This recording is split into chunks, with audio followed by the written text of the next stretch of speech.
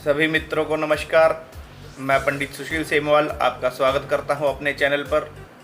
आज हम आपको सूर्य ग्रहण के बारे में विस्तृत जानकारी देंगे। जैसा कि हम सभी जानते ही हैं कि इस वर्ष विक्रम संवत 2077 में पृथ्वी लोक पर 2 ही ग्रहण घटित हो रहे हैं, जो पहला कंकण सूर्य ग्रहण और दूसरा खग्रास सूर्य ग्रहण। कंकण सूर्य ग्रहण 21 जून 2020 को रविवार के दिन घटित होगा और खग्रास सूर्य ग्रहण 14 दिसंबर 2020 को सोमवार के दिन घटित होने जा रहा है। और इसमें जो कंकण सूर्य ग्रहण 21 जून को होगा वह भारत में दिखाई देगा और दूसरा खग्रास सूर्य ग्रहण भारत में दिखाई नहीं देगा। तो सबसे पहले बात करते हैं उस ग्रहण की जो भारत में दिखाई देगा। 21 जून 2020 आषाढ़ अमावस रविवार के दिन ये कंकण सूर्य ग्रहण घटित होगा और यह प्रातः से दोपहर तक संपूर्ण भारत में दिखाई देगा। किसी जगह पर यह पूर्ण रूप से दिखाई देगा और किसी जगह से यह आंशिक रूप से दिखाई देगा। इस ग्रहण की कंकण आकृति केवल उत्तरी राजस्थान, उत्तरी हरियाणा और उत्तराखंड राज्य के उत्तरी क्षेत्रों में से ही गुजरेगी। इन कंकण मार्ग वाले क्षेत्रों में इस ग्रहण का परमग्रास लगभग 99.4% तक रहेगा, जबकि शेष उत्तरी भारत में परमग्रास सामान्यतः 90% और कई स्थानों पर इससे कुछ अधिक रहेगा। मध्य भारत में इसका परमग्रास 70 से 90% तथा दक्षिणी प्रांतों में 30 से 70% तक यह दिखाई देगा। भारत के अतिरिक्त यह ग्रहण दक्षिणी पूर्वी यूरोप, ऑस्ट्रेलिया के उत्तरी क्षेत्रों, न्यू गियाना, फिजी और अफ्रीका के दक्षिणी देशों को छोड़कर प्रशांत व हिंद महासागर में और मध्य पूर्वी एशिया में दिखाई देगा। मध्य पूर्वी एशिया में अफ़गानिस्तान, पाकिस्तान, मध्य दक्षिणी चीन, बर्मा, फिलीपींस आदि में दिखाई देगा। और भूलोक पर इस कंकण ग्रहण का समय इस प्रकार रहेगा।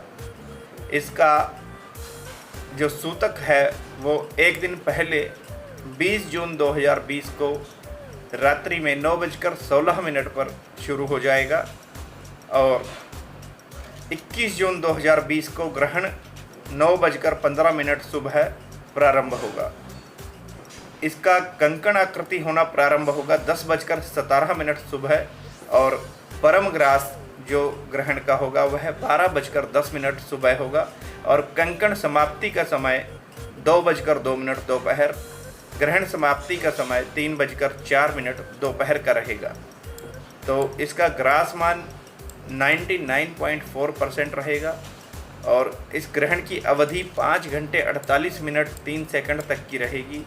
कंकण की अवधि 38 सेकंड तक देखी जा सकती है। केवल उत्तरी भारत में इस कंकणाकृति सूर्य ग्रहण का ग्रासमान अधिक रहेगा और मध्य तथा दक्षिणी भारत में इसकी कंकणाकृति का ग्रास कम होता जाएगा। भारत के लगभग सभी नगरों में इस ग्रहण का स्पर्श रहेगा और इसको जो है हम यहाँ पर चित्र के माध्यम से आपको बता रहे हैं। रविवार के दिन घटित होने के कारण इसको चूड़ामणि सूर्य ग्रहण के नाम से जाना जाता है और शास्त्रों में इस ग्रहण में स्नान, दान, जप, पाठ, पूजा आदि का बहुत महत्व बताया गया है। इस दिन कुरुक्षेत्र तथा फल्गु गांव में बहुत बड़ा मेला भी आयोजित होता है तथा इन क्षेत्रों में स्थित पवित्र तालाबों तथा हरिद्वार, प्रयागराज आदि पवित्र तीर्थ स्थानों पर स्नान आदि का विशेष पुण्य फल प्राप्त होता है। इस ग्रहण का सूतक जैसा कि हम आपको बता चुके हैं 20 जून 2020 को रात्रि में लगभग 9:16 में प्रारंभ हो जाएगा। ग्रहण के समय क्या करना चाहिए और क्या नहीं करना चाहिए। स्पर्शे स्नानं जपम कुर्यान् मध्ये होमं सुरार्चनम मुच्यमाने सदा दानम विभुक्तो स्नानमाचरेत। जब ग्रहण का प्रारंभ हो रहा हो तो उस समय से पहले ही स्नान, जप अर्थात संकल्प आदि कर लेना चाहिए और मध्यकाल में होम, देव पूजा, पाठ और ग्रहण का मोक्ष समीप होने पर दान तथा पूर्ण मोक्ष होने पर पुनः स्नान कर लेना चाहिए तथा सूर्य ग्रहण काल में भगवान सूर्य उपासना, आदित्य हृदय स्तोत्र का पाठ सूर्याष्टक स्तोत्र का पाठ आदि सूर्य स्तोत्रों के पाठ करने चाहिए। अन्न पक्वमिहं त्याज्यम स्नानम सवसनम ग्रहे वारित क्रार नाल आदि तिलय दंभोर्न दुष्यते। अर्थात पका हुआ अन्न, कटी हुई सब्जी ग्रहण काल में दूषित कही जाती है, उन्हें रखना नहीं चाहिए। और परंतु तेल, घी, दूध, लस्सी, मक्खन, पनीर, अचार, चटनी, मुरब्बा आदि में तिल या कुशा तृण रखने से यह ग्रहण काल में दूषित नहीं माने जाते। सूखे खाद्य पदार्थों में तिल या कुशा डालने की आवश्यकता नहीं पड़ती है, क्योंकि सूखे पदार्थों को दूषित नहीं माना जाता है। कभी भी ग्रस्त सूर्य बिंब को नंगी आंखों से नहीं देखना चाहिए। इसको वेल्डिंग वाले ग्लास में, एक्सरे वाले पेपर में या फिर किसी और वस्तु के थ्रू देखा जा सकता है। सूतक एवं ग्रहण काल में मूर्ति का स्पर्श बिल्कुल नहीं करना चाहिए। देव प्रतिमाओं का स्पर्श इसमें वर्जित होता है। अनावश्यक खाना पीना, मैथुन, निद्रा, तेल मर्दन इसमें वर्जित होता है। झूठ, कपट आदि, वृथा आलाप, मल मूत्र का त्याग, नाखून काटने से परहेज करना चाहिए।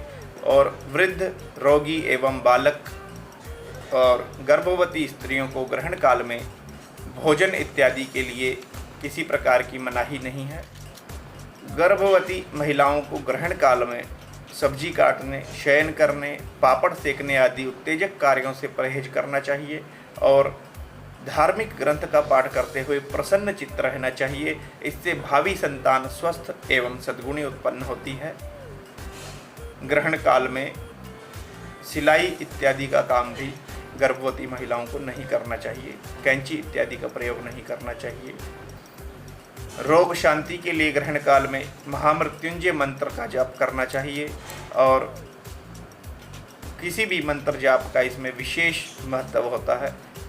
कांसे के छाया पात्र का दान ग्रहण काल में दान करने से अनेक रोगों का निदान कहा गया है।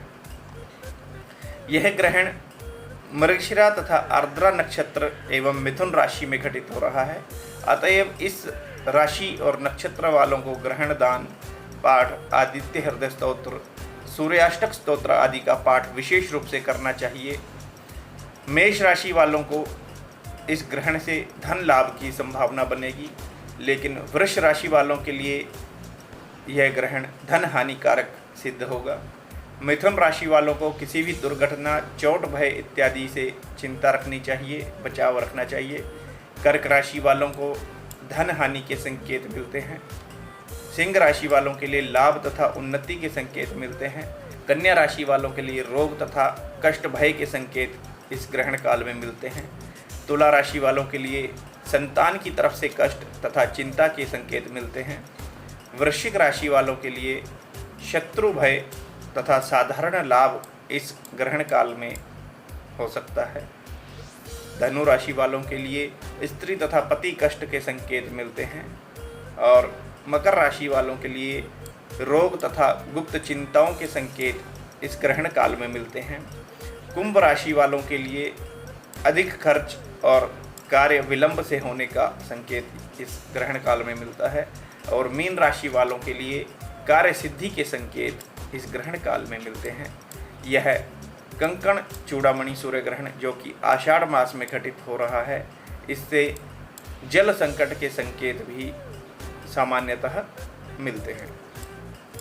यह ग्रहण मृगशिरा और आर्द्रा नक्षत्र में घटित होने से वस्त्र, फल, पुष्प इत्यादि का व्यापार करने वालों को और मदिरा सेवन करने वालों को, लेखकों को पीड़ा और कष्ट के संकेत मिलते हैं। गंड तथा वृद्धि योग में यह ग्रहण घटित होने वाला है। इससे वैद्य, तंत्र विद्या करने वाले और योगी सन्यासियों तथा दक्षिणी क्षेत्र में रहने वालों को विशेष कष्ट की संभावना है। सभी दर्शकों को साथ में ये भी बताना चाहेंगे कि 5 जून 2020 को उपछाया चंद्र ग्रहण घटित होने जा रहा है, जो कि उपछाया ग्रहण है, जिसका किसी व्यक्ति विशेष पर या किसी राशि पर कोई प्रभाव नहीं है। यह सिर्फ चंद्रमा की छाया मलिन होने से होता है। इसका ग्रहण जैसा कोई भी प्रभाव नहीं होता। धन्यवाद।